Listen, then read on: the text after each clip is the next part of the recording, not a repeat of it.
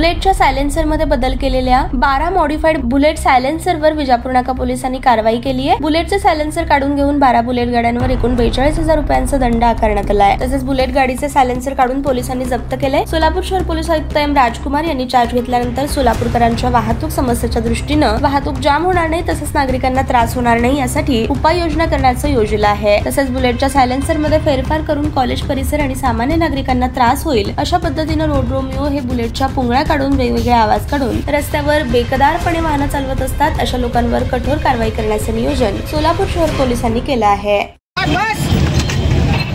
आज आसरा चौकामध्ये पेट्रोलिंग करीत असताना काही बुलेट गाड्या जोरजोराने आवाज करीत जात असताना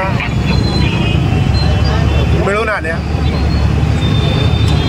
शिवजयंती दिवशी पण खूप गाड्या अशा आवाज करीत होत्या आणि या गाड्यांच्या आवाजामुळे सोलापूरकर त्रस्त आहेत असं सोलापूरकरांचं म्हणणं होतं। तर या बुलेट गाड्या आज 12 गाड्या पकडून त्यांचे सायलेन्सर रिमूव्ह करून घेण्यात आलेले आहेत आणि या 12 गाड्यांना 41,000 रुपये दंड मारण्यात आलेला आहे।